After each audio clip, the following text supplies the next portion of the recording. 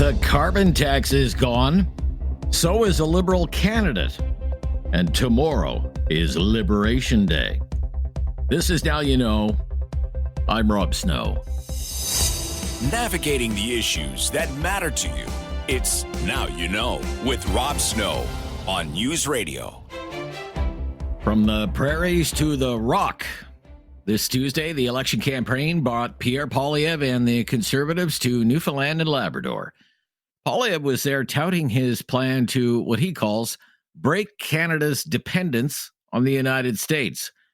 But he was asked about this big day on the calendar. Today is April 1st, the day the carbon tax was supposed to go up by 18%. But the Liberals killed the carbon tax, setting it at zero, leading to a dramatic drop in gas prices today of more than 20 cents a liter in some parts of the country. Poilievre was asked if the Liberals beat him to the punch on axing the tax. Well, first of all, Mr. Carney was saying that we needed to hike the carbon tax up until a few months ago. So we know that Liberals have not gotten rid of the carbon tax. They've simply hid it from the gas pumps a few weeks before the election, all while keeping the carbon tax law in place that will allow them to raise the tax higher than ever before. They had this tax in place for 7 years, and now they expect you to believe that they've had a sudden epiphany 28 days before the election. Canadians are not stupid. They know that if the Liberals are reelected, they will bring in a bigger, higher carbon tax with no rebate. And they also know that the industrial carbon tax remains in place on the things that Canadians need: oil and gas, steel, cement, aluminum, and countless other industrial products. Those costs will be passed on to consumers. But gas prices are way down more than 20 cents a liter across Nova Scotia, about 18 cents a liter in Kitchener, 15 to 20 cents a liter in parts of Calgary. But that didn't stop Poilievre from attacking the Liberal frontrunner, Mark Carney. He had 3 passports up until not long ago. He moved his headquarters out of Canada to New York City. While supporting carbon taxes here, he invested in American coal. While opposing pipelines here, he profited off of foreign pipelines. He continues to have those foreign conflicts, which will prevent him from doing what's right for Canada. Just yesterday, we saw those conflicts play out when he refused to remove Paul Chang, a Liberal candidate who had said that a Canadian Conservative candidate should be turned over on a bounty to the Chinese government that wants to imprison or possibly even kill him because he is a political dissident. Mr. Carney said that Mr. Chang could stay on as a candidate. It wasn't until midnight, when we found out the police were involved, because it is a potential criminal offense, that the candidate stepped aside himself, not being pushed out by Carney, but because he decided on his own. Mr. Carney will never put our country first. He will always put himself first. It's been a whirlwind 24 hours for the Liberal campaign. It has been dealing with this Paul Chang bounty hunter scandal. But during a campaign stop in Winnipeg today at the headquarters of New Flyer, the maker of buses for public transit systems, Mark Carney wanted to point out the carbon tax is gone and gas prices are down. As you may have noticed, those of you driving into work, many I'm sure taking the bus, but some of you driving into work, that you may notice that you'll soon be paying up to 18 cents less per liter than you did yesterday to fill up your tank. Savings almost reaching $200 per year on gas for your car on average. It also means you'll pay on average about $300 less a year on your home heating bill. Removing the consumer carbon tax will save Manitoba families around $800 per year in upfront costs. And that's immediate relief, but it's only the start. But the news of the late-night resignation of the Liberal candidate in Markham Unionville, Paul Chang, was bound to come up. Yesterday, Mark Carney insisted that Chang wouldn't be going anywhere. And around midnight last night, Chang said he was stepping aside because he had become a distraction. Carney was asked why he didn't remove that candidate sooner. Mr. Chang made his resignation, offered his resignation last night. I accepted it. As I said yesterday, his comments were deeply troubling and regrettable. We will move on with looking for a new candidate for Markham, and I'll leave it at that.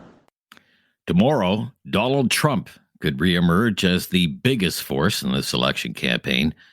Trump has been promising April 2nd will be Liberation Day, a day when reciprocal U.S. tariffs will be announced on countries all over the world, including Canada. Speaking at the White House, Trump said the United States would be nicer to other countries than other countries have been to the United States. So whatever they charge us, we charge them, but we're being nicer than they were. We have a lot of countries, friend and foe. I always say friend and foe, but the friend in many cases is worse than the foe. They took advantage of us, and we are going to be very nice by comparison to what they were.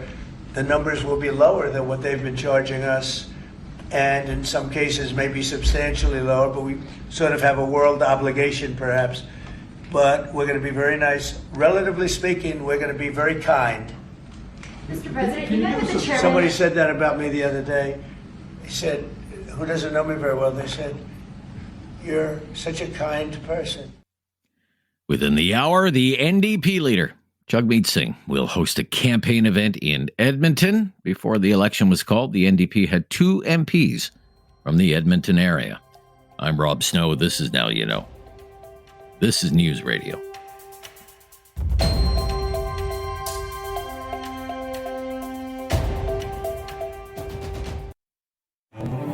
There is no question Rob won't get answered. Now You Know with Rob Snow continues On News Radio. Well, we have a lot to cover and a little time to do it, so let's launch right into things today. Second week of the election campaign, lots of announcements, lots of promises being made. And Professor Ian Lee is back with us from the Sprott School of Business at Carleton University. Good to hear from you. My great pleasure, Rob. So this was always going to be a big day on the calendar, April 1st, because there was a time when the carbon tax was supposed to go up 18% today. Yes. That has not happened because Mark Carney axed the tax. It's the end of the consumer carbon tax. Yes. Gas prices have tumbled in the provinces where this tax applies. In some places, gas prices are down more than 20 cents a liter today. Do you think this is the end of the carbon tax for good? No, I don't. It's the end of the carbon tax as we know it and understand it as something that's very visible downstream on the retail, on us, on our gas bills, on our oil bills for heating our house, our gas bills, and of course gasoline at the pump. So yes, it is the end of that. I mean, nobody can deny that. What Carney has done, partly because I think of his own beliefs about green, and also because the so-called Laurentian elites, which is really the liberals, the backroom liberals, the professional liberals in the 3 cities of Ottawa, Toronto, Montreal that run the country most of the time because they've been in power for 3/4 of the time of our country, have also bought into this. And it's very clear. You could see it in Guilbeault, you could see it in Wilkinson, you could see it in Trudeau, you could see it in Justin Butts. So there's no doubt about this. It's just they think similarly. So what they did is I think they drew the wrong conclusion. And, you know, this is my critique of them. They concluded that the carbon tax failed because it was visible. They didn't conclude that it was taking a lot of money out of people's pockets and hurting them and slowing down the economy. They concluded it was bad politics because it was visible and made lots of voters angry everywhere across the country, especially in the Maritimes, as you know. And so they said, okay, we still believe in the idea of a carbon tax, so what we're going to do is put it upstream, rebrand it, and say it's a tax on big polluters. And I hope that everyone in their radio land can connect dots, because it's just so transparently silly what they're saying. They're saying consumers won't pay for this. Right. Who, in God's name, do you think is going to pay for it? All companies are well, they say that what they say, stuff, in fact, it, what, and then they sell it to us. right. And the price includes all of their costs. Let me repeat that. Right. The price of anything, of any company in any market, is the totality of all their costs, including labor, wages, taxes to government, and, of course, a profit. So you take all their costs, I teach this every year for 38 years in strategy. I lent money Right. for 9 years in banking. Okay, Yes. you got to cover all your costs, because if you don't, you lose money, and the bank will put you out of business. So they're going to pass these costs on, but it will become embedded in the price, so we won't see it.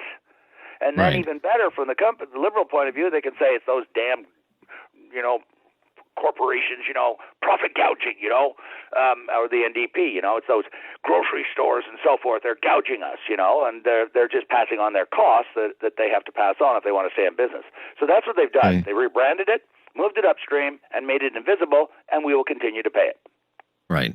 Well, they say, Mark Carney's own literature when he was running for the Liberal leadership campaign says he will make big polluters pay their fair share, and it won't have an impact on consumers. You're saying no, right? There's no Doesn't serious work that person, way. including Mark Carney, that believes that, by the way. Because You don't if even think he that, believes it. If Yeah. you believe that, then you're saying that the companies that are taking this tax, paying this tax, the oil companies, the refineries, there's somehow some special pot of gold in the basement or some pot of something that they're going to use to pay the tax, which is preposterous nonsense.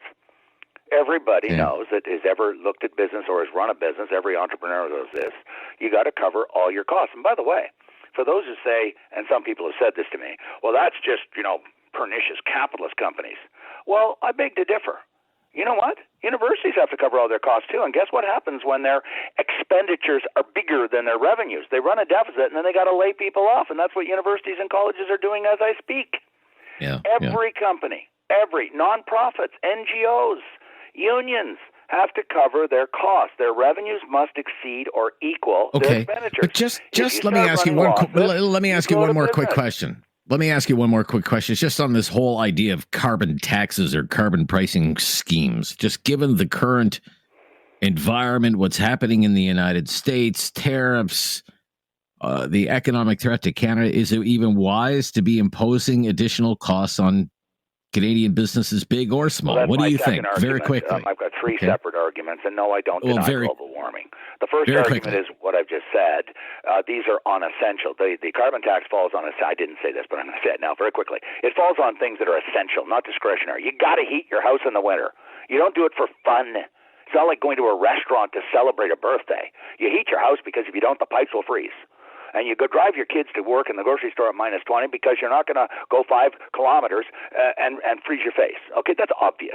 And then secondly, we're 1.5% of the world. So the idea that we've got to be the policeman for the world and solve the problems of global warming for the world when there's huge polluters out there, if you want to use that word, China and the other big countries, is nonsense. We're not going to change the world.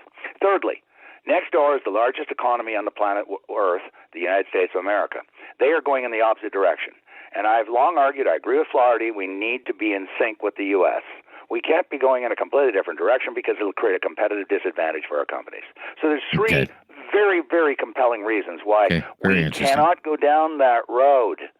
If we want to solve global warming, let's start with China, which is the #1 emitter of GHG. It's 30% of the world, by the way. We got to stop here. We'll stop here. When we come back, I want to talk a little bit about housing when we come back with Professor Ian Lee from the Sprott School at Carleton. This is Now You Know on News Radio.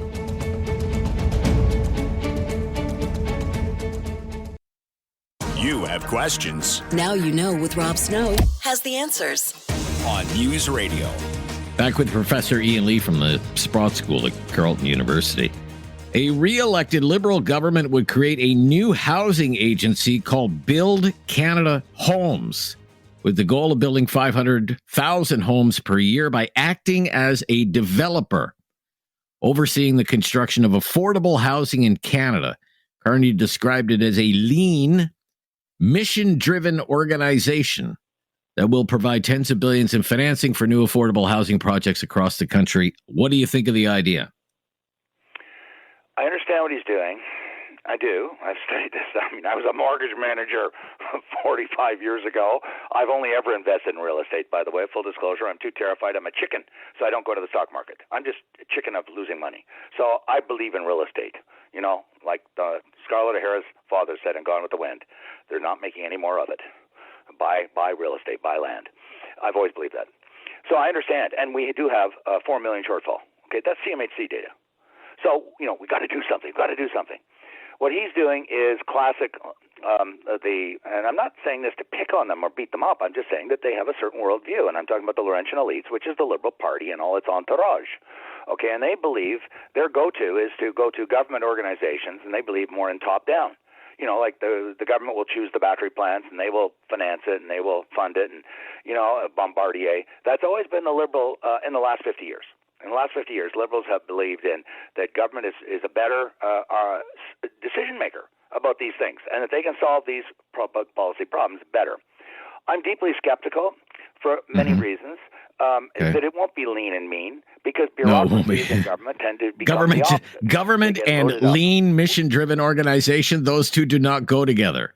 They do not go together. And so they'll load it up with all kinds of initiatives about they'll put DEI on there, and okay, that's what they believe.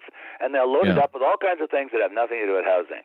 And the other thing is that the municipalities, let's be clear, I want to get this out before I run out of time. I've done papers, I presented them in the last 2 years, showing the data that the 5 to 10 largest cities in Canada, including the city of Ottawa and the GTA, our shortage occurred. We do not have a national housing crisis. We have a housing crisis in the biggest cities in Canada. We don't have it in Moncton or Prescott, Ontario, or rural Nova Scotia. It is in the big cities because the municipalities have become very green, ideologically green, and they believe that if you build on the edges of cities where the land is cheapest and you can build affordable housing, they call that urban That's sprawl. bad. It's sprawl. And so you've got to take on the municipalities, and he doesn't want to do that because the municipalities are overwhelmingly compatible, philosophically compatible with this vision of the Liberals. So I don't think it's going to solve the problem. Yeah, and we already have a housing agency. Why do we need another one? Right? You know, that's the biggest condemnation. If it was such a great idea, and by the way, CMHC was created by C.D. Howe to solve a housing crisis in 1945-47, and it was very good in those days. I actually have looked and read the history of it because they didn't build the damned houses. They provided money, they provided some regulation, but they didn't try and displace the private sector to become a developer. C.D. Howe was a huge pro-business guy, and he wanted the private companies to build the housing, which they did, by the way. They did a fabulous job. That's Carney's mistake because of his philosophical predilection towards government as the solution rather than the private sector. You know, government's the referee of the hockey game, as I keep saying. They should not be owning the hockey team or telling Sidney Crosby when to shoot the puck. And this is what they're doing. They're going to become the developer-in-chief in Canada, and the record of government running businesses is appalling. Historically, in every country. It's not just a Canadian thing. Yeah. We do. That's why the socialist in the minute that we have left, I mean, there's a long way to go yet. Today's April 1st, election day is April 28th. Yes. 30 seconds or less. Who's winning this thing right now? Carney's winning, I think, and I think he's going to win a majority. Really? Okay. I hope that. I mean, I have certain philosophical. But you think that's what it's destined to be right now here on April 1st? Can I say one more thing before we're out of time? Quickly. I believe that Carney's announcement 3 days ago that there's going to be negotiations right after the election, that was transformative for me. What that means then is this election now, the rest of this election is kabuki theater. Gotcha. Ian Brenner, okay. No. We're gonna have to wrap it up there. We're right at a time. We're right up against it. We got to stop. We're right at a time. We'll pick it up next week. We'll see where things stand next week. Great to hear from you today. Thanks very much, Rob. Thanks. Yeah, Professor Ian Lee from the Sprott School of Business at Carleton University. This is News Radio.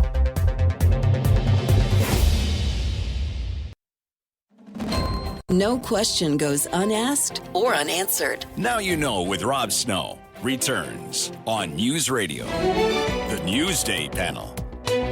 Let's get into it. On our Newsday panel today, Neil Brody back with us, longtime conservative strategist. How are you, Neil? Good afternoon, Rob. Not too bad. How are you doing today? Great day. I'm great. Thank you. Ashton Arsenault is here, partner at Crestview Strategy. Good to hear from you, Ashton. Hi. How you doing, Rob?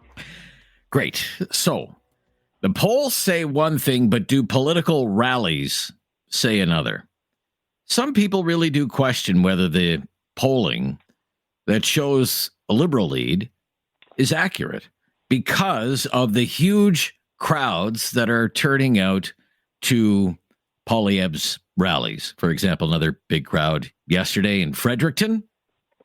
Later today, Mr. Poilievre is going to have a rally, in fact, in Ashton's part of the country, in right. Borden, Carleton, Prince Edward Island, which is right after you get off the Confederation Bridge, is Borden, Carleton. You're in Borden, Carleton. But is there some kind of disconnect here? What do you think of the idea that there could be a disconnect between polling and rally attendance? Why don't you take that one, Ashton? Sure, yeah. Look, I think there's an old adage in politics that the only poll that really matters is the one on election day. But, that having been said, the polling has been pretty clear for a few weeks that the Liberals are in the driver's seat. But as I've said, I think some of that is very soft support. And yeah, the discrepancy, rather, between the crowds Pierre Poilievre is attracting versus that of Mark Carney is pretty dramatic. I think it says a couple of things. Number one, if you've never been, a Poilievre rally is quite the experience. It really is a spectacle. Two, I'm not sure the big rally event is comfortable territory for Mark Carney.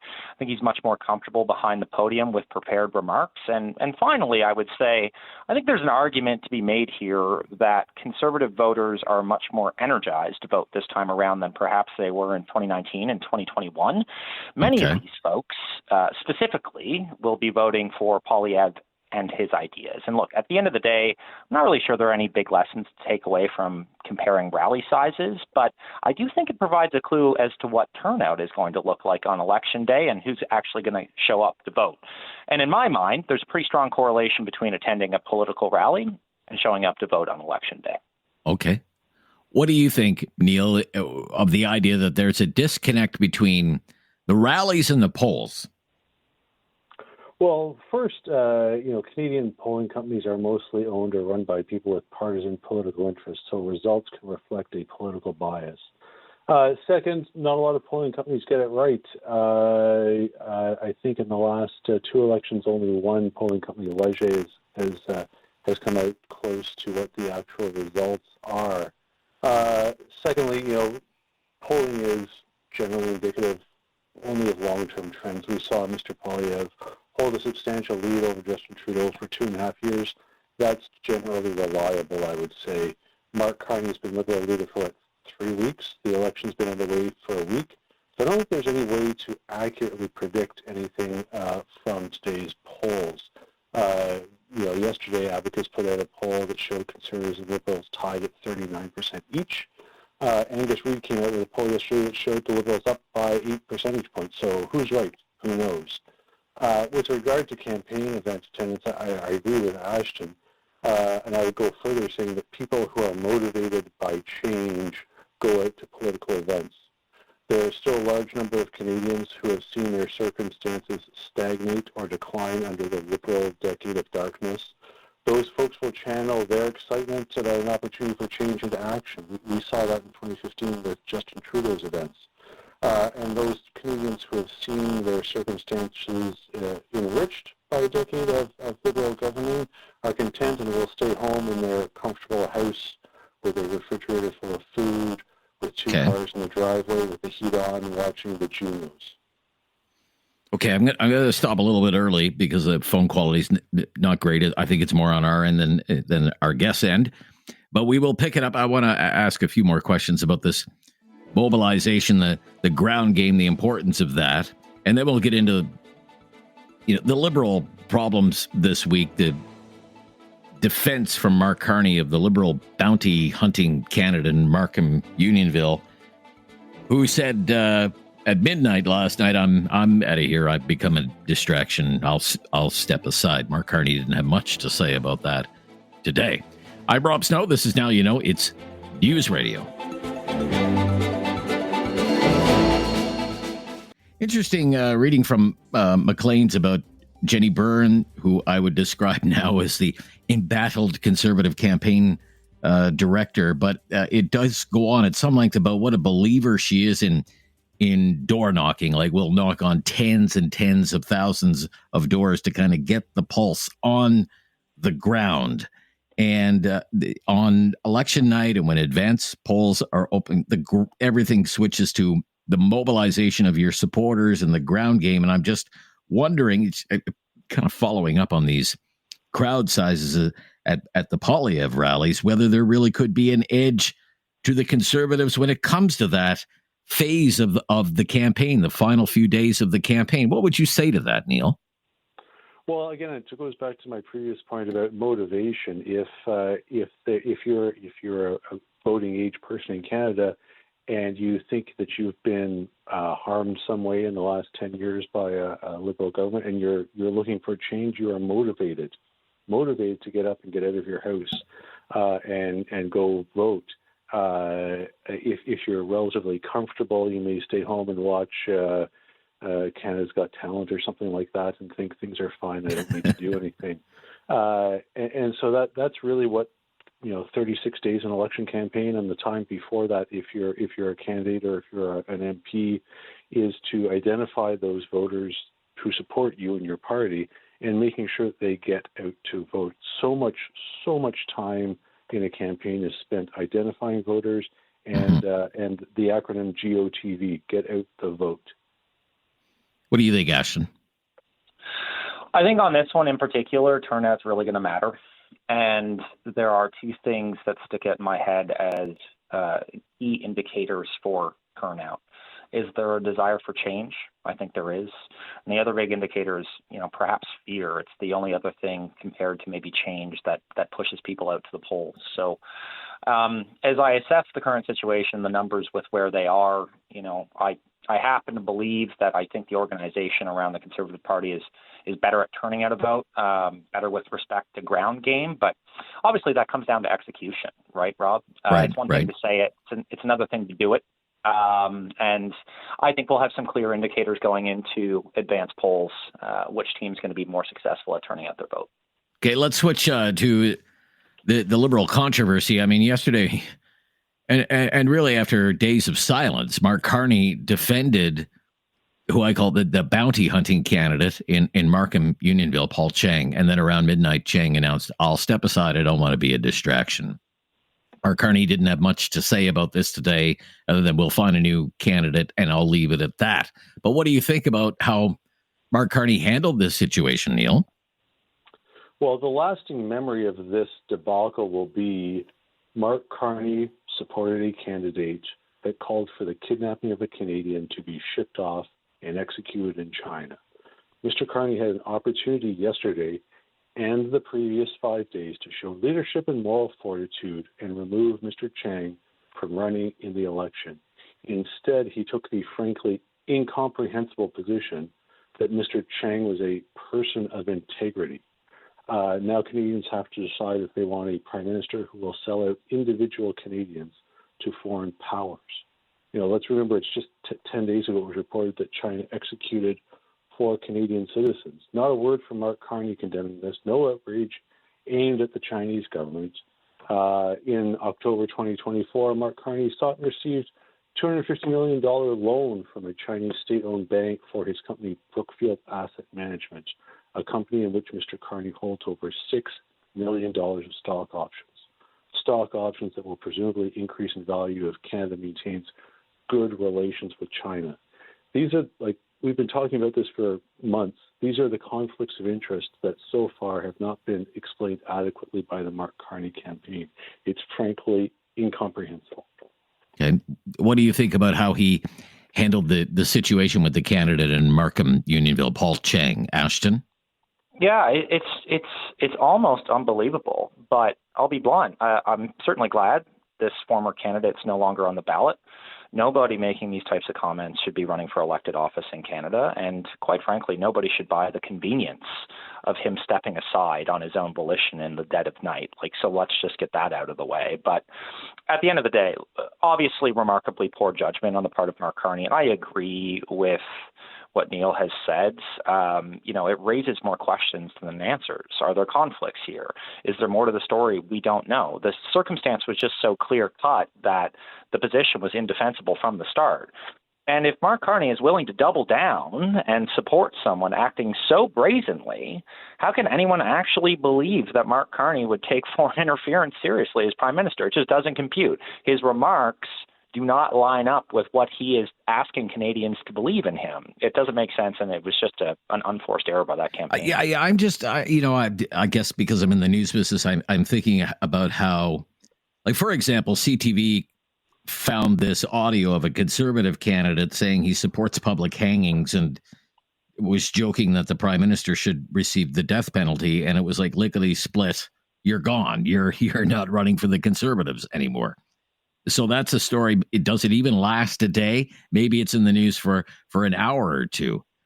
The way the Liberals handled this, Neil, I mean, it turned into a saga that took up, 3 or 4 days of the campaign. 100%. People will be talking about this on election day. That's because it stayed in the news cycle for 5 or 6 days. I don't know the exact time.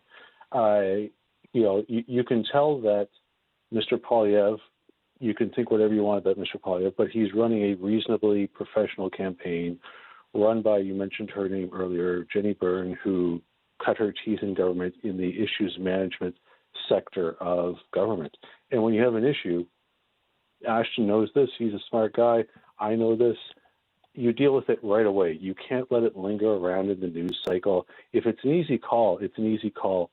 Get it off the front page, get it on the back page, and move on to the next day of campaigning.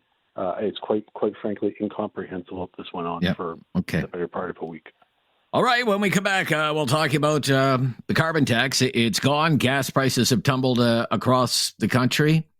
How does it help the Liberals? What are the Conservatives saying about it? We may even mention pipelines as well. Some comments from Mark Carney on that today. Hey, the carbon tax is gone and gas prices are down.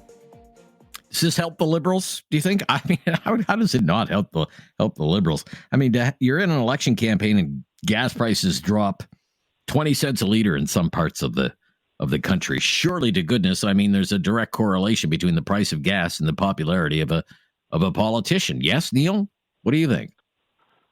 Sure. The input cost in everything that we buy has a certain amount of cost attached to the cost of transportation fuel. So I expect as this works its way through the economy, a certain amount of the cost of living will reduce. The question I have is, for how long? I would tell Canadians, fill up now, fill up often. Fill up your jerry cans, maybe. Exactly. Your car, your jerry cans, whatever you have, take milk cartons and fill it up. Because I would imagine after if Mark Carney gets elected, cost of living will be going back up again due to his... You doubt it's gone for good, Neil? I can't see it. Mr. Carney is an unapologetic eco-carbon crusader, and if he comes Prime Minister on April 28th, will bring in policies to move Canada to a zero-carbon economy. He wrote an entire book about this in 2021 called Values. The Canadian Centre for Policy Alternatives called it his application to be Prime Minister. And in it, he talks about killing investment in the oil and gas sector and spending hundreds of billions of tax dollars to achieve this. He's been the head of an organization called the Glasgow Financial Alliance for Net Zero, whose sole purpose is to coerce banks and insurance companies to alienate oil and gas companies to the benefit of the green economy. So I find it hard to believe that there's some sort of fundamental change in his soul where he is going to embrace the oil and gas sector and the economic growth that it presents Canada. Okay. Ashton, what do you think? Is it beneficial to the Liberals that they've canceled this after defending it for 6 or 7 years? Yeah, well, you're going where I was going. I think it's amazing news for Canadians who continue to struggle with affordability challenges. Look, the challenge here was Liberal government policy. It took them years to fix. And, I think as I look at it, the Poilievre positioning on this has been pretty solid. The consumer carbon tax is gone, but the industrial carbon price is still there. Let's go ahead and get rid of that too. Crickets from Carney on that to date. And further, Poilievre has said that provinces could maintain their own systems. That right there is a policy win-win. And to Neil's point, Carney's really shaky previous comments on Canada's oil and gas industry are now well known. We know that he has said that he wants to keep resources in the ground. We know he has been critical of pipelines. We know he has a cabinet filled with those who think the same. The Liberals are really weak on this issue, and I think Canadians have a choice between more of the same or a different government that is probably going to make us more sovereign and self-reliant, and I think that message is going to resonate. Okay, what about his comments, Ashton, today on C69? He was asked, because one of the conservative promises is to repeal C69, which has been dubbed the No Pipelines Bill, and Mr. Carney has said there's no plans to repeal that. I mean, it would seem pipeline construction has momentum in the country for the first time in a long time. What do you think about that, Ashton? Yeah, it's the Liberals doubling, tripling, and quadrupling down on policy that has failed, and they know that Canadians don't like. And that's why Neil is bang on. If you think that this temporary reprieve is going to last a lifetime, I have bad news for you if the Liberals win again. They have shown absolutely no desire to make Canadians more self-reliant and more sovereign and move more resources across this country, even though, for the first time, as you point out, the vast majority of Canadians want to see it happen. Can I get a quick comment from you on that, Neil, in a minute or less? Listen, there is a base load of economic drivers in this country. One of them is oil and gas. If we want our economic fortunes to increase, we need to be friendly to the oil and gas sector, the mining sector, the forestry sector, the ones that create base value for our country, and not turn our backs on those. Okay, great to hear from both of you today. Great insight. Yeah, really appreciate it. Have a good day, Ashton. Yeah, that's Neil Brody. He spent some time in the Harper PMO, longtime conservative pundit strategist, and Ashton Arsenault is partner at Crestview Strategy. I'm Rob Snow. Talkback is coming up next. Elections subplots on the brain today. I want to run a few things by you today. Carbon tax being one of them. And a comment yesterday that Poilievre said about young couples and their biological clocks running out because they can't afford housing. I'd like your take on that. It's lighting up social media. 1-833-668-2577. Talk back right after the news on News Radio.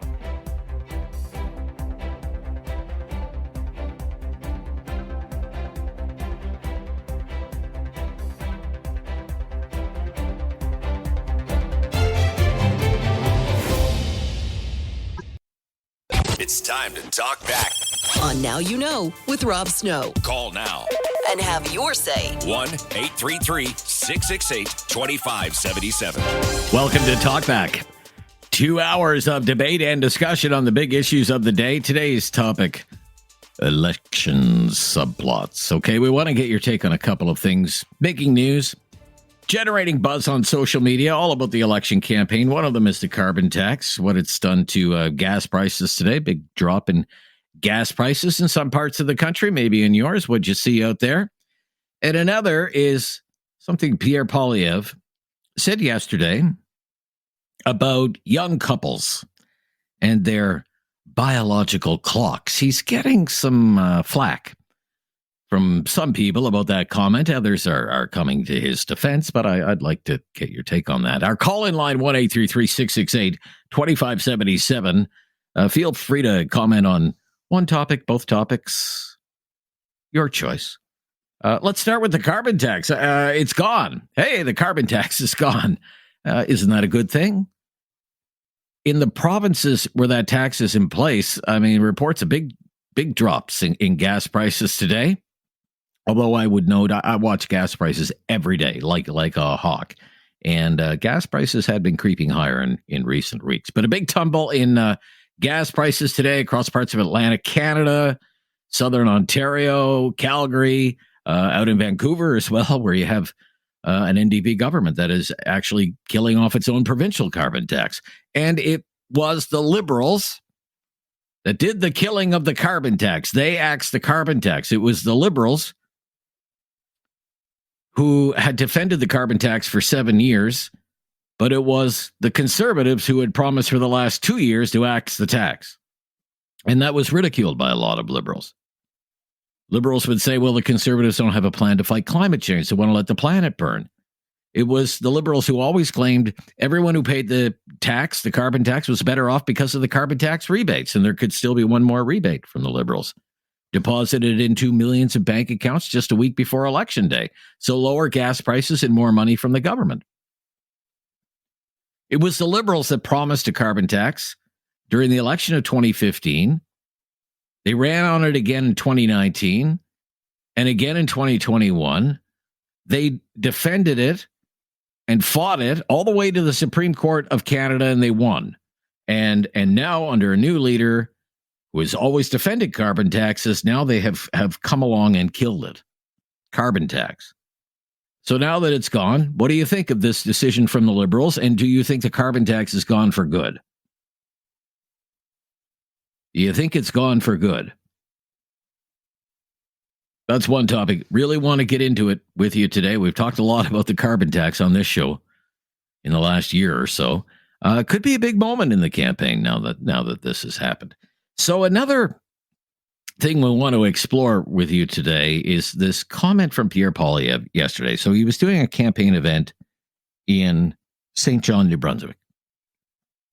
Really want to hear from women about this today in particular. We're going to play this soundbite for you. And we want to know, do you think this is off-putting? Is it offensive? Is it awkward? Or do you think it's fine and maybe even right on the money? Let me give you some context here. Poilievre was asked about whether he has the right message for the right time. Because there's this big debate in political circles. Poilievre isn't focused enough on Trump. He's pitching too many ideas, all of this stuff we've talked about. And he was talking about how he disagrees with the point of view that he should focus just on Trump and ignore all of these other issues. And he was outlining all the ways Canadians, he thinks, have been let down by liberal policies. He keeps calling it the lost liberal decade. And he said among those who have been let down are young couples who haven't been able to start a family because of high housing costs and their biological clocks are running out. This is exactly, let's listen to this together. This is what he said yesterday in New Brunswick. We will not forget the single mom who can't afford food. We will not forget the seniors who are choosing between eating and heating. We will not forget that young 36-year-old couple whose biological clock is running out faster than they can afford to buy a home and have kids. What do you think about that? Quote, we will not forget that young 36-year-old couple whose biological clock is running out faster than they can afford to buy a home and have kids. What do you think about that? Really want to hear from women today on that, because I think when people hear those words, biological clock, people think about women who want to have children. It has been suggested, the reason I want to get into this, that's offensive, or it's an old-fashioned point of view. Some people are saying it's misogyny. Misogyny. It's sexist. And it explains why Poilievre is unpopular with women, female voters. No wonder women don't want to vote for Poilievre.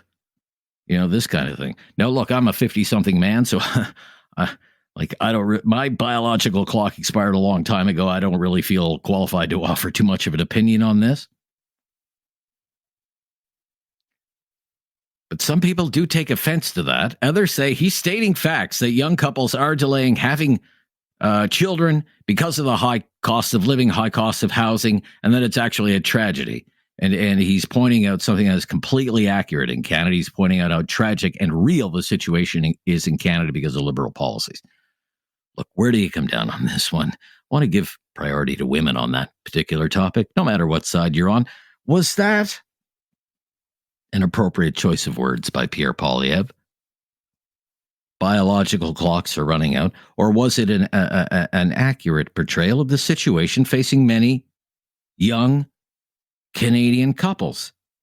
1-833-668-2577. That's our call-in line. Save that number on your phone, 1-833-668-2577. If you've never called before, mention that to the call screener.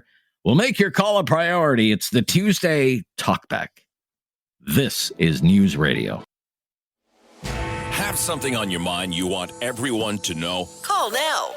Hello. 1-833-668-2577. It's Talkback on Now You Know with Rob Snow. That's it for the carbon tax. Stick a fork in the carbon tax. Do you think it's gone for good? The Liberals have axed the tax. What do you think? And Pierre Poilievre said a conservative government would not, and I quote here, forget that 36-year-old couple whose biological clock is running out faster than they can afford to buy a home and have children. So he's accused of using inappropriate language by saying biological clocks are running out. Some say it's misogyny. Others just say that's real life in Canada right now. What do you think? Love to hear from women on that issue. 1-833-668-2577. Karen in Prospect Bay, Nova Scotia. Hello, Karen. Hi, Karen. Hi there. Hi. Hi, Karen. What do you think? Well, I'm calling just to give my opinion as well as what you're asking for both of the things today. So Sure. I'm 100% in agreement with the comment that Pierre gave. Okay. I don't see any issue with stating some facts. Everything has to be misogyny. It's got to be this, got to be that. You know, at the end of the day, I do know a lot of folks who are, I'm talking to them about trying to buy a home and whatnot, and the prices of the homes, certainly in Prospect Bay and everything, has been outrageously high. And for a lot of folks, they cannot start their home. And yes, at 36-year-old, women are getting close to the age where they may not be able to conceive, and that is their biological clock. So that's my opinion. The rest of it being misogyny and those kinds of things are, everything is so blown out of proportion these days. As Okay. a senior, I'm just You're not losing my offended mind. by a comment like that? Oh, God, no. No, As a no. woman, Okay. Why would I be offended by it? Some people are offended by it, you know, right? That's Saying right. it's So I'm sexist. Okay, you're not. Okay. All right, on the I don't know carbon how it could be tax, sex- you wanted to have carbon a... tax. I agree with your prior caller. Just to me, it has been completely dissolved from legislation. So whether it takes whatever time it is, it's still there. It's looming to come back. We'll enjoy the benefits while we can, but I believe it's not dead and gone. So I'm big on voting for things, for policy that I can understand where it's going to help Canadians, and as opposed to saying we need to fix this, we need to fix that. I'd like to hear the quality and the clarity that I'm hearing from Pierre Poilievre as to what he plans to do. And it's very clear, down home language, if you want to call it that way. You don't have to worry about being offended by anything. And if you are offended, then that's okay. But is the policy going to work for you as a person? And if not, then you have to make your best decision to vote. So that's my take on it today. And boy, I appreciate it, Karen. Thank you. Thank you, Karen. Yeah, thank you. Let's go to Tony, also calling from Nova Scotia today. Hi, Tony. Go ahead, Rob. Tony.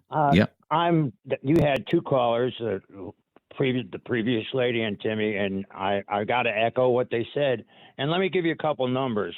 The carbon tax last year took in somewhere between $5 and $6 billion. And obviously, the rebates didn't match up to the net zero that the consumer was supposed to be able to achieve, and the ROI on that $5 to $6 billion is very minuscule as far as environmental impact. It was less than 1/10 of 1% of Canada's environmental footprint was affected by the carbon tax. So obviously, with that ROI, that's not very good. And that money can disappear into the general fund, although Carney is an environmentalist, an extremist environmentalist who's got impetus too. His wife is even more extreme than he is. Okay, I don't know much about his wife. I know she worked at Eurasia Group. You can check it. You can check it. But do you think the carbon tax is gone for good? No more carbon. Yeah. You got a $6 billion. What is it? A $60 billion deficit. That money is floating around out there, Rob. It's. You can tell me that they're using it for an environmental impetus, and I don't see it. So that they got to get that money back. And you got to quit saying that tax is axed. It's not axed. It's being held in abeyance. It's held in abeyance. Okay, that's an interesting way to put it. Our reporting and on other radio shows and the TV, it's the tax has been axed. It hasn't been axed. It's not going to ever be axed as long as the Liberals. Well, the legislation. The legislation is still there, but the amount of the levy has been set to zero, which essentially kills the tax. But you're right. It's not as though the act itself that created the carbon tax in the first place has been repealed, because the Parliament would have to be sitting in order for that to happen. Back right after the news on News Radio.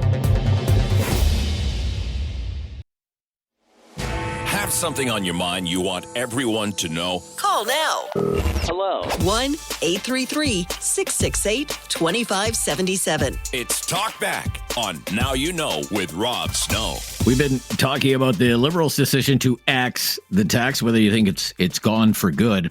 And this comment yesterday that's making the rounds of social media, being passed around social media, debated on social media. Poilievre said a conservative government, in fact, David, play the clip again. The conservatives would not forget a 36-year-old couple whose biological clock is running out faster than they can afford to buy a home and have children. Play the clip there. We will not forget the single mom who can't afford food. We will not forget the seniors who are choosing between eating and heating. We will not forget that young 36-year-old couple whose biological clock is running out faster than they can afford to buy a home and have kids. So some people are taking Poilievre to task for that, saying if he's mentioning biological clocks are running out, that's somehow inappropriate or sexist. Others are saying that's just the way things are in Canada now. I'd love your take on that, especially women who may be listening right now. 1-833-668-2577. I mean, on the carbon tax, to me, it's a real coup for the Liberals that they've killed this carbon tax. It wouldn't be happening, I don't think, if Justin Trudeau was still around. He would still be out there and he'd have his MPs out there defending the carbon tax. They wouldn't even be calling it a carbon tax. They'd call it the price on pollution. They'd be still making this claim that they've always made, that everyone is better off because of the rebates, and whatever people pay in carbon tax, they'll get it all back, and then some because of the rebates. I mean, they've been defending it for 6 years, 7 years. It's gone. Now you see it immediately in the price of gas. I asked my father today, he lives on Cape Breton Island, and he messaged me this morning, gas went down 18 cents a liter. And he's a pensioner on a fixed income. Big deal.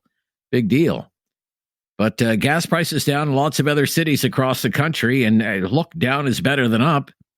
And if people file their income taxes early, they'll qualify for one last rebate. I think the deadline is today, or tomorrow, David, to have your income tax filed to get the one last rebate, right? You have to do it by tomorrow, by April 2nd. By April 2nd. If you want the rebate in the month of April. Otherwise, it'll come when your tax assessment is done, whenever that is. Oh, I see. Okay. So kind of like a double of savings from the Liberals, lower gas prices and, money from the government. Yeah, there you go. Right? That's good political maneuvering, I have to say, by the Liberals in the election campaign. I got to give them credit. I mean, it was not supposed to be this way. The nightmare scenario just a few months ago was an election campaign with Justin Trudeau and a carbon tax that goes up 18%, which would not have been very popular at all. Gustavo in Calgary. Thanks for calling, Gustavo. Hello, Gustavo. Yeah, you're on the air. Go ahead, Gustavo. Oh, hi, Rob. I'm actually in Nova Scotia, Halifax. In Nova Scotia, okay. Yeah, sorry about that. My mistake. I would like to echo the last two callers, the woman and the man who called, and stand up for Poilievre, backing up Poilievre.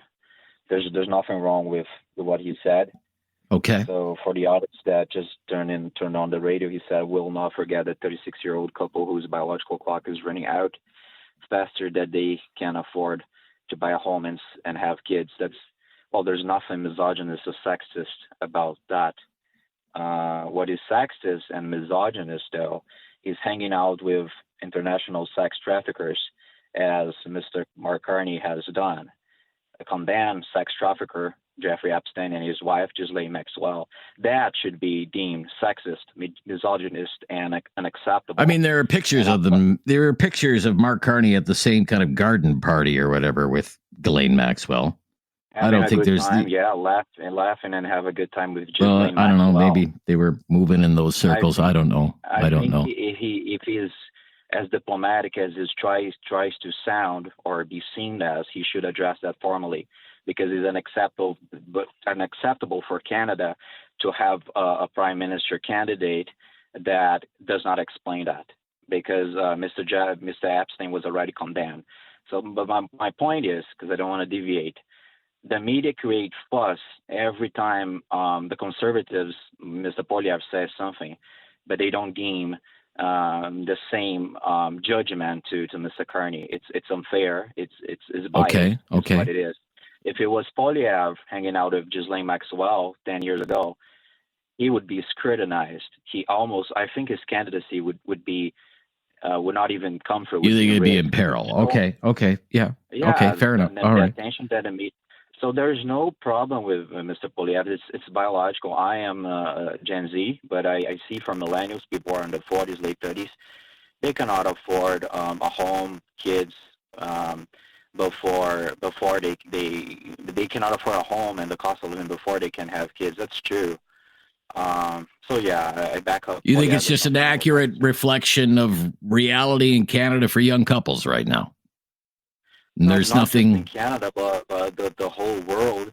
Okay. In Canada, the Liberals' policies from the last 9 years have greatly damaged the economy, speed up inflation, and it's become harder and harder. And now talking about the carbon tax removal for consumers, it's gonna make a difference at the gas pump, but not so much at grocery prices because there's so many factors involved. Of course, there's the tariffs and there's just overall inflation. So the damage that the Liberals did within those 9 past years cannot be undone with a single policy. But what I think it's really interesting and I wanted to question is the Liberals' ability to take a U-turn in all of their policies for the past 9 years, just as soon as we are in election year, approaching the election. So that's very dishonest and disingenuous, if I could say. Okay. I got you.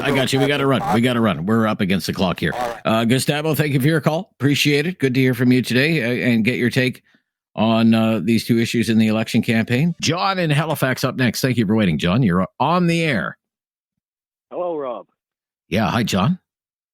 Yeah. Just want to talk about gas prices in relation to the carbon tax.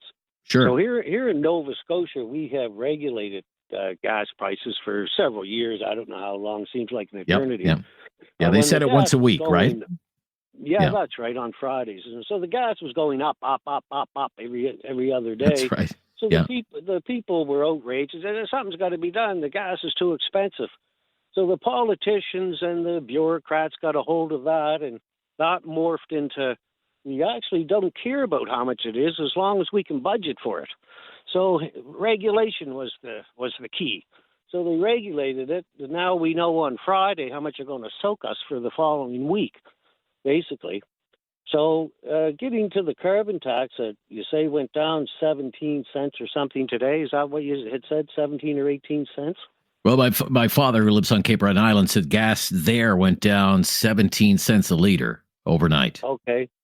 So our gas prices, as I already said, changed on Friday. So Mark Carney decreed here several weeks ago, he was getting rid of the consumer carbon tax. Within days, Friday rolled around, our gas went up 5 cents here. Last week it went up 4 cents. So basically, it went up 9 cents in the past 2 weeks. So it dropped 17 or 18 cents today. So basically, the oil companies, just like a big siphon, a big vacuum, they got half of it back, and they just put it right in the Irish pocket. So so you're not really, whatever 17 cents ahead me, you're only 8 cents ahead, right? And who took the other 8 cents? Yeah. And what I had thought, I was naive to think, I had told people, I said, the oil companies will get that back within a couple months. I didn't realize they were actually getting half it back for 2 weeks before it even was final. And they'll have that money siphoned out here within the next couple weeks. And that'll be that. So nobody's saving anything on the carbon tax because the price was already the price. And the oil company is going to take that. But you're not blaming the government, you're blaming the oil companies, right? Well, I'm blaming the oil companies for taking this money. Right. Because the fact was, what did George Carlin say? It's a big club and you ain't in it. And I mean, that's, I think, that's the bottom line. So we're not saving nothing and we're not going to. Okay. It's just the way it is. And yes, I blame it on the Okay. Liberals, certainly for the gas prices being what it is, because with their green and all of this, they basically gave the oil companies carte blanche to charge whatever they want for the price of oil and price of gasoline, and the Liberal government's all too happy. The higher the price, the Liberal government was happy, right? For one, they get more tax. And secondly, it was discouraged people from driving. I can tell you I drive a whole lot less. Oh, sure. Yeah. No more Sunday drives anymore for a lot of people. Yeah. Thank you. John, thank you. Rick in Dartmouth, you're up next. Rick. Hi, Rick. Hi. Look. Hi, Rick. Rick, did you fill up today, how Rick? you doing? You there? Good. Yeah, I'm right here. Okay. I'm doing okay. But Good. anyway, the 17 cents, I know it went up higher in other places. But, regarding the carbon tax, to me, it's a small issue. It might seem big at the time, and, of course, we'll save some money, and so it'll work its way through the chain. But to me, the bigger story is what I heard that if the Liberals are elected, they're going to keep the same no pipeline policy. C-69, yeah. Yeah, and and probably a few other things that kind of drive Albertans crazy. And I'm in Nova Scotia, but I fully support Alberta in this endeavor. But here's what I think, and I'll make it short. If the Liberals get in and they continue with these policies, Alberta will have no choice but to separate from Canada, form an economic agreement with the United States, who will gladly invite them in. So that's what is really at stake, in my humble view, here in Dartmouth. Okay? All right. Thank you. Yeah, Rick, good to hear from you today. Be right back. Wendy in Kitchener up next. Hi, Wendy. Hi, Rob. How are Hi, you? Wendy. I'm good. How are you, Wendy? I'm good, thank you. That's great to hear. All I want to say is wake up, Canada. Vote Conservative, please. Okay. I'm begging you, Canada. I'm sorry, but Polly, That's okay.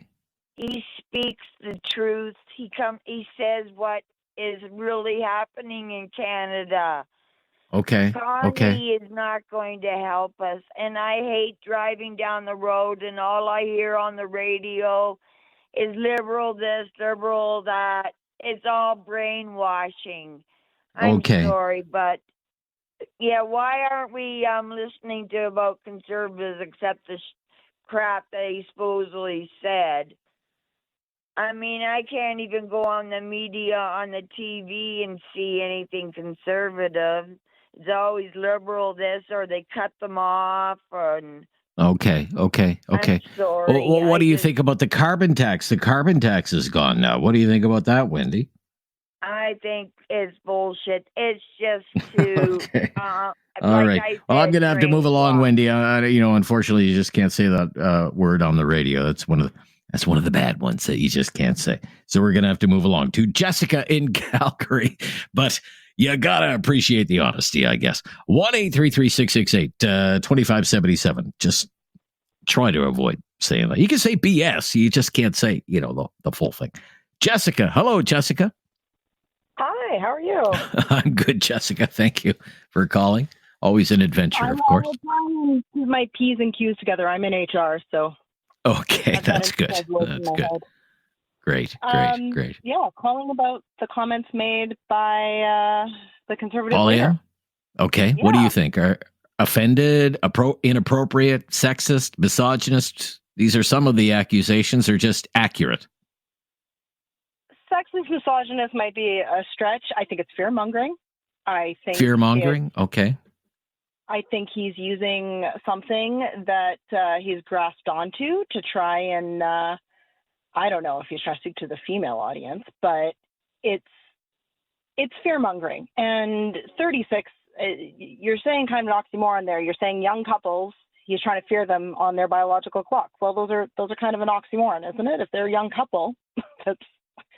So I guess my point is, what is the Conservative government, if elected, going to do about that? Are they going to start putting funding in for freezing eggs or any other reproductive? I don't see them putting a whole lot of money into women's health care.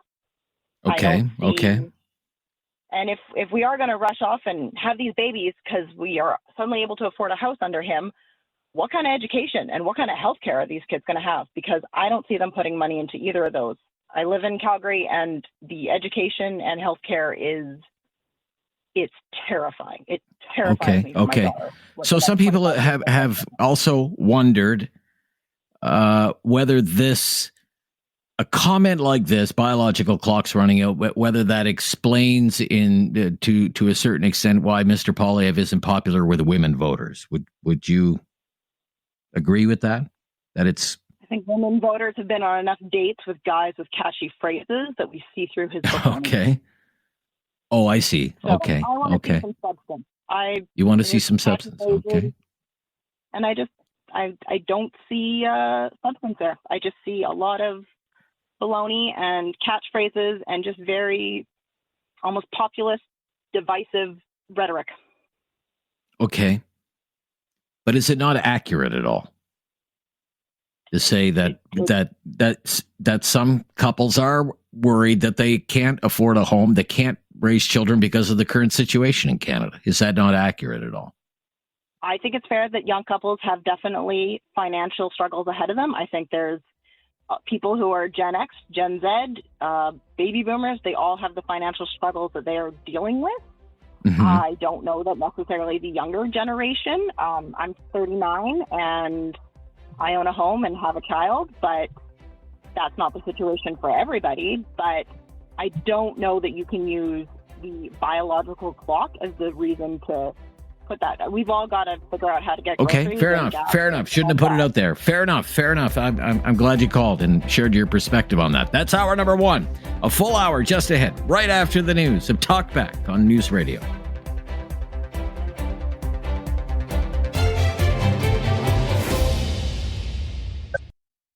It's time to talk back. On Now You Know with Rob Snow. Call now And have your say. 1-833-668-2577. Welcome to hour number two of Talkback. Great to hear from you today. The consumer carbon tax is gone. Gas prices a lot lower today across some parts of the country. What do you think about it? It was the Liberals who axed the tax in the end. But do you think it is gone for good? It's quite something for the Liberals, okay? I mean, this was gospel for the Liberals. Mark Carney was a big disciple, a big believer in carbon taxes. I mean, before the election and before he got into politics, I mean, he was encouraging all other industrialized countries to be doing what Canada is doing and have a carbon tax. He sometimes complained that carbon taxes weren't high enough. Big promoter of net zero. To get to net zero, you need a carbon tax.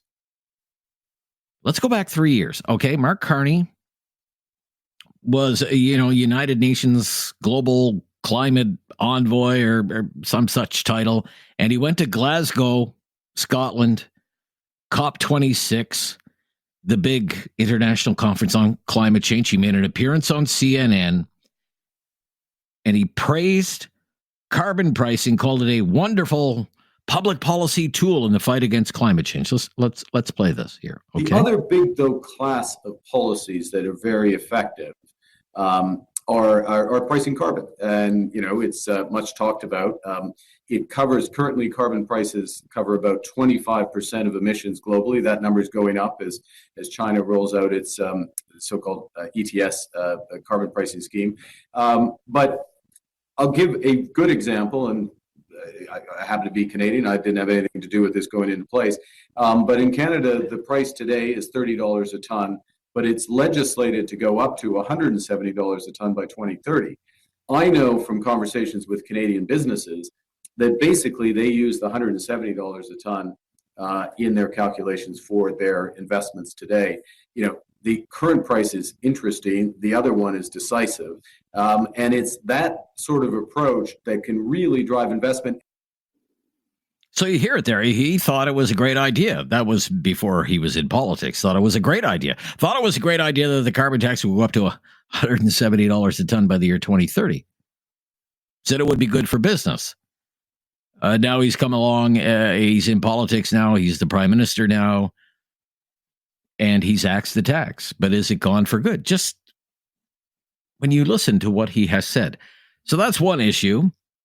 Then we have this campaign event in St. John, New Brunswick yesterday. Pierre Poilievre is there talking about all the bad things that the Liberals have done and all the things that we won't forget and all the things that we want to fix. And one of them is that 36-year-old couple whose biological clock is running out faster than they can afford to buy a home and to have children. Let's listen to the Poilievre quote here. We will not forget the single mom who can't afford food. We will not forget the seniors who are choosing between eating and heating. We will not forget that young 36-year-old couple whose biological clock is running out faster than they can afford to buy a home and have kids. Okay. So he stands accused of using sexist language or even misogyny by saying biological clock's running out. Others say those are just the facts. That's life for young people in Canada, young couples in Canada. I want to know what you think. I don't know. I find it really interesting that they're trying to do a wedge here, certainly in social media, but it also came up at a Jagmeet Singh campaign event today. Mr. Singh was asked about that remark there from Poilievre. He was asked about this by a news reporter today in Edmonton. Let's listen here. Do you think it's appropriate for Poilievre to be invoking biological clocks and a woman's ability to get pregnant in this context? I don't think any woman wants to hear Pierre Poilievre talking about their body, period. Period. Don't do it.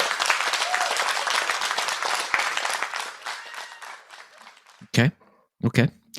So we're throwing that out there. I'd love to, I'd love to hear from you on that one. Let's go to Joselito in Calgary. Thanks for waiting, Joselito. What's up, Rob?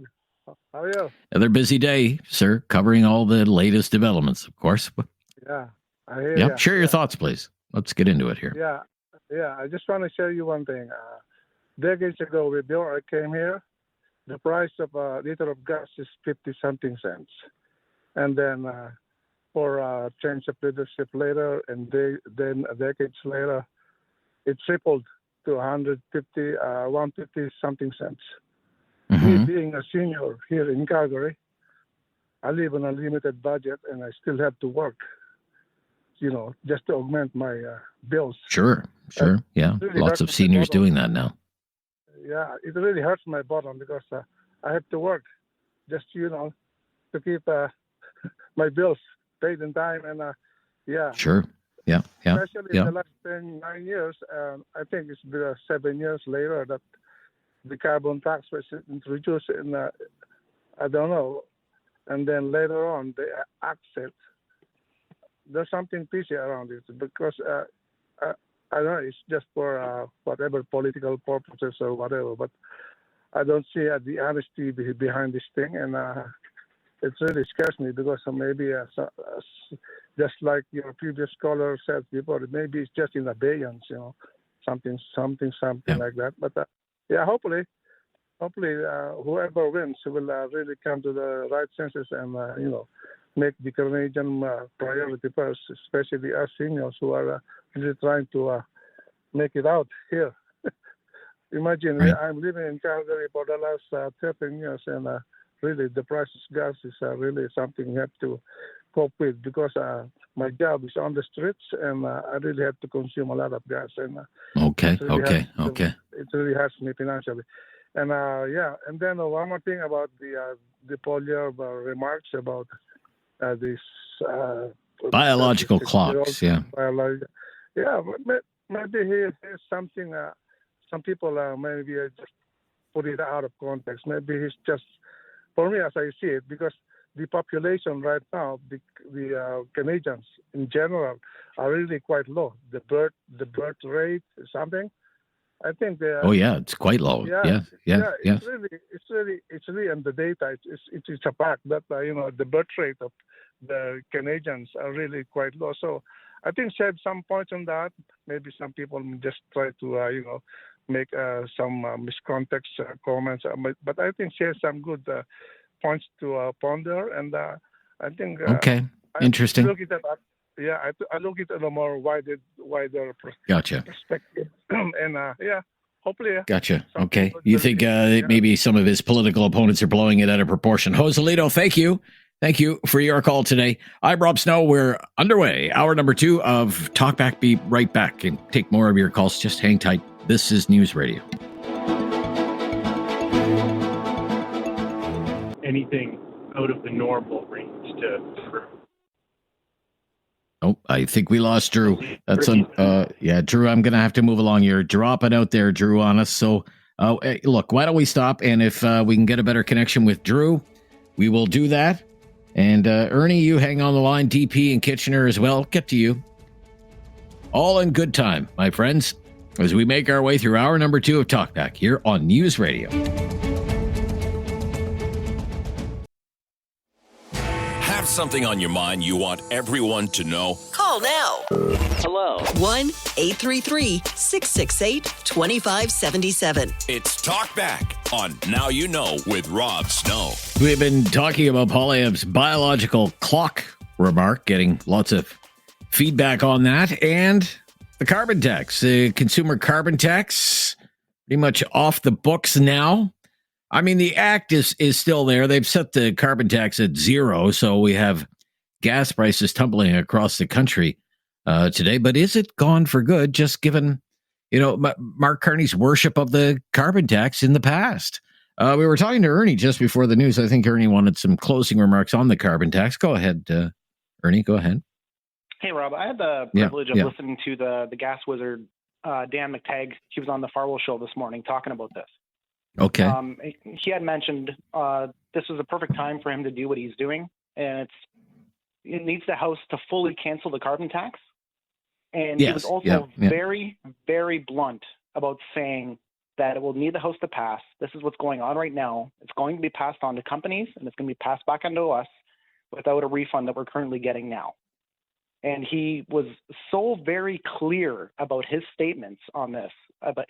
He's obviously the gas wizard, the gas expert that we listen to, and was so clear on how sneaky of a move this is to try to sway votes or to get somebody else to go to that to vote for Carney, and how he was warning us, be very, very careful about this and watch this and who you vote for. This is not, don't get me wrong, I noticed a 20-cent drop here in Kitchener today. I've seen that.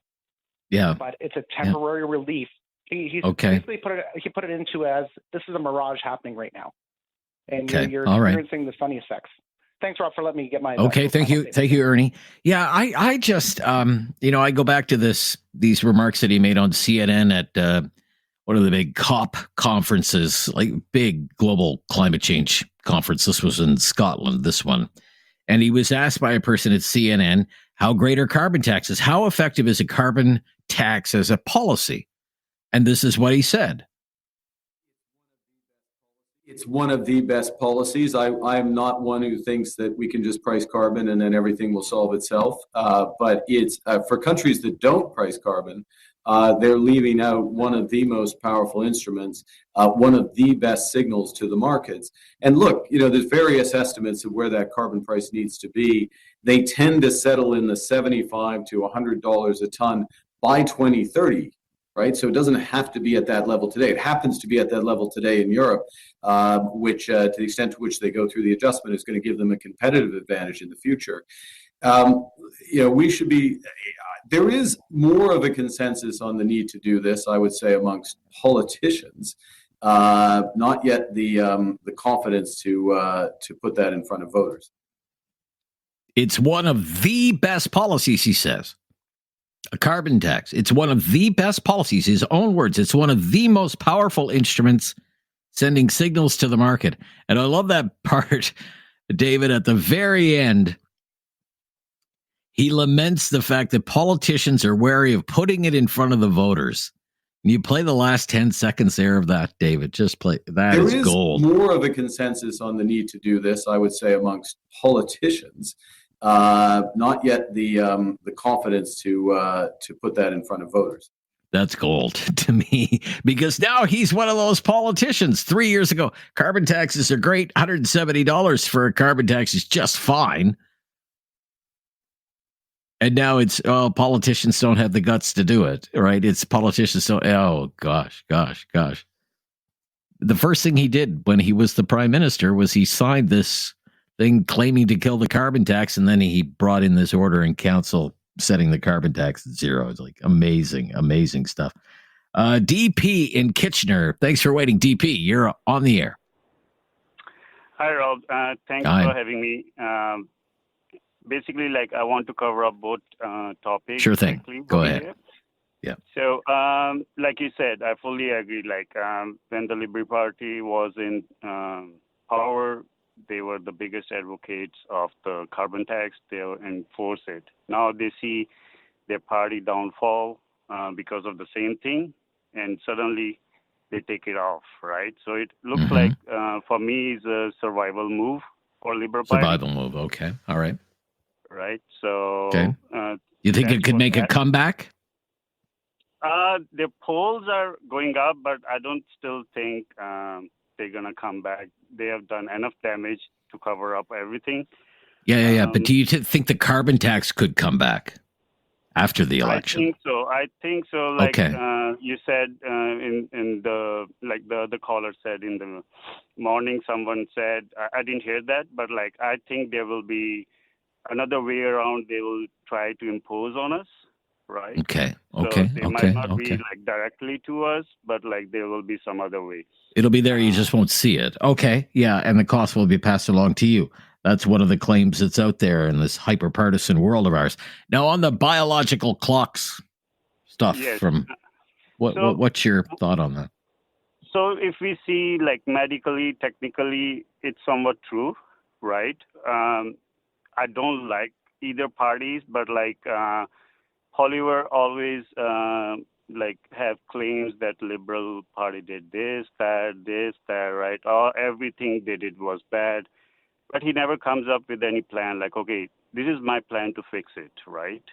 And he will say this about this comment also, there's a housing crisis, there's affordability problems, right? So, but what's his plan to overcome these, right? He won't tell that. Okay. So, there's a big lack of okay, you are complaining about stuff, but you are not providing any solution, right? So you still think he's yeah. You still think he's lacking the details that you would like to see. Yes, that's true. Okay, fair enough. What his plan is to fix all these things. Yeah, we know the problems, like him, right? We know what's going around, what's causing all. You would like more specifics. Yes. Okay, fair enough, DP. Thank you for your call today. Great to fit you in. Have something on your mind you want everyone to know? Call now. Hello. 1-833-668-2577. It's Talkback on Now You Know with Rob Snow. Just Polly, I'm talking about biological clocks. I mean, it's kind of taken on a life of its own now. I mean, there's a big news story that's been written about him. David, I don't know how long this news story is. I mean, you teach journalism. I mean, this thing must be 1,000 words, this thing. This news it's story. Not a brief. No, it's a full-length news story. Yeah. Full-length news story quoting, experts from universities and everything else. Although I have always thought news stories, long print stories that are based on, well, this person's remarks caused outrage on social media. That is the laziest form of journalism. Well, that's because the thing, right? literally anybody can say anything that causes outrage on social media. That's there a not topic? news. Is there a topic under the sun that does not generate backlash online these days? But nevertheless, big giant headline right now. Let me call this up for you. Poilievre's biological clock comments prompt backlash online. No wonder his numbers are so bad with women. And it was brought up in a Q&A today with Jagmeet Singh campaigning out in Edmonton. He was asked by another news reporter, what a softball this is. What a softball this is for the NDP leader. Listen to this. Do you think it's appropriate for Poilievre to be invoking biological clocks and a woman's ability to get pregnant in this context? I don't think any woman wants to hear Pierre Poilievre talking about their body, period. Period. Don't do it. Could you pitch a bigger softball? Anyway, it doesn't matter. Elizabeth in Calgary. Elizabeth. Hi, Elizabeth. Hi there. Hi, Elizabeth. What do you think, Elizabeth? I wanted to weigh in on this issue, and I just wanted to preface this with saying that I'm more socially liberal, but financially conservative. I get a giant headache during election times because, okay. You got to pay for the social programs we want. That's just the reality. And if you hamstring Alberta Oil, it's kind of difficult to pay for these big programs. I had zero issue hearing him make that statement. And in fact, whether it was advertent or not, I think that was probably one of the more enlightened statements that he has actually made, because it was not outright heteronormative. I think the people that are reacting to it are assuming that, because 1 in 12 people experience personal infertility. So when you combine that into couples, 1 in 6 couples will experience difficulties in getting pregnant without medical aid. Medical aid is not covered at all in Alberta. I believe the only province in Canada that offers any coverage or compensation for fertility treatments is Quebec. And you're also looking at 100% of LGBTQS plus couples that will need to utilize fertility treatments in order to get pregnant if they wish to have a family. And these treatments are prohibitively expensive for a lot of people. One round of IVF can be upward of $17,000. And if you are having to look at saving between choosing whether or not that goes towards a down payment or goes towards creation of a family, that's a tough choice that becomes a realistic one for a lot of couples at this point. Okay. He's being accused of being sexist, misogynist, living in the 50s, this kind of stuff. You don't. But how, those are labels that they want to throw at him because they want to try to tear at him. How is being sexist acknowledging that women have children? There's no other biological option, and our fertility is limited. Okay. Yeah. I guess they're taking the very idea that he brought up biological clocks, I guess, has set people off. Clearly, it's set people off. I think it's maybe the term that he used. It's kind of a cringy term, but it is the reality of the situation that biologically speaking, women have a limited fertility window. And that if you're over 36, it becomes more difficult, right? Becomes more difficult. It becomes more difficult, and also the chances of early pregnancy loss go up, the chances of having genetic disorders occurring as a result of non-disjunction disorders go up dramatically after 35. So it becomes more risky at that point as well from a biological point of view. All right. Interesting take. I want to take another call. Thank you, Elizabeth. Thank you. Yes, Joanne. Well, actually, just hang on, Joanne. I'll have to stop here. I'll give you lots of time right after the break, but we're going to have to stop here. Have something on your mind you want everyone to know? Call now. Hello. 1-833-668-2577. It's Talkback on Now You Know with Rob Snow. All right, let's go to Joanne in Palmerston, Ontario. Hi, Joanne. Hi, good afternoon. Hi, Joanne. Thanks for taking my call. My pleasure. I'm calling regarding the carbon tax. Oh, the carbon tax. We talked about how temporary it might be. I just never thought it would be so temporary. Our experience this morning is the gas bar, local gas bar, dropped at 17 cents. By 10 o'clock, it was up 7 cents. And while I was standing there talking to the gas bar attendant, he just said he'd got a notice to put it up another 10 cents. So there's our 17 cents gone. Oh, so it's right back to where it was? It's right back to where it was. Really? Oh, my gosh. And so I called the MP's office because I wanted an answer as to how this can happen, because we were told that the gas companies are not going to be able to do this, and yet they didn't even have the decency to wait a day. They did it all in one morning. Wow. So gas, I mean, I don't know if you remember these numbers offhand. Gas was, and it went down to, and then it went back up to. Like, what was it gas yesterday? I can't tell you yesterday because I gassed up Friday, but okay. This is what the attendant said. Yep, we dropped it 17 cents and then dropped it 17 cents. And then put it up 7, and now we're going to put it up another 10. Right. Well, that's not really, so who do you blame for that? You can't really blame the government for that, right? Like, well, the Liberals I thought for that they would have some control over the gas companies being able to do this, but I guess by not gassing up, maybe that's our answer till we have to. But right. Okay. I don't know. Okay. If they give us that they're saying they're giving it back to us, and yet I don't see it at our pumps now. And I don't know whether anybody else has experienced this anywhere else, but that was our local experience this morning. Well, we did take a call from a fellow in Halifax earlier today who said, look, for the last few weeks, gas prices have been creeping up and up and up and up and up. And then they fell by, I think he said 18 or 19 cents. And really what it comes down to is he was in Halifax about 8 cents ahead. Yes.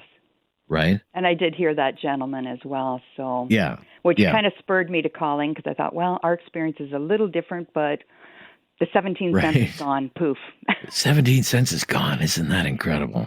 In one morning. That's either on the retailer or on the gas company. That's not really on the Liberals, though. Yeah. No, I wouldn't. I just think there has to be some kind of a follow-up as to where this went and an explanation, maybe. Right. And how can they get away with doing that? Yeah, exactly. Right. Okay. Yeah. Very good. Thank you. Okay. Thank you, Joanne. Good to hear from you. So who do we have up next? Greg, to bring it home. Greg. Hey, hi, Greg. Rob. Thanks Greg. for taking my call. You're welcome, Greg. Hey, I'd like to talk about the carbon tax also. Sure. Carney, he's dropped the tax, and people are saying, oh, it's going to be temporary, and it's some sort of a trick, and he's going to bring it back in. I wonder if anyone remembers what the carbon tax is even there for. There's a world crisis going on with global heating or global warming, right? And it's a tool used to address that. I haven't heard any other plans by anybody else, by the Pierre Poilievre or whoever else, plans of their own, except to say carbon tax is bad, axe the tax. It's been a politicized weapon, and so many people are just jumping right on the bandwagon. Well, I guess how effective a policy has it been, this consumer carbon tax? They've had one in British Columbia for 20 years. They still have wildfires in British Columbia, right? I was on the radio reporting when the Sumas Pass flooded. Terrible environmental disasters out there, and now you have an NDP government, very left-wing government, pro-environment, fighting climate change. Even they're getting rid of their consumer carbon tax. Just how effective a policy has this been? It's been in place here for 7 years. Yeah, and yet if you talk to somebody who supports it, they'll tell you we still live in a climate crisis. Well, after 7 years, why hasn't this helped address the climate crisis? Well, is it because the tax isn't high enough? No, it's not because the tax isn't high enough. Maybe if people actually got their head out of the sand and committed to it, it might help, and maybe it'll take longer. Okay, but what does commitment look like? What does commitment look like? Commitment? I mean, the oil companies and canceling, for Alberta, for instance, Daniel Smith, canceling all of the wind and solar, etc. Anything that attacks the oil industry. Basically that's what it is. So deindustrialization.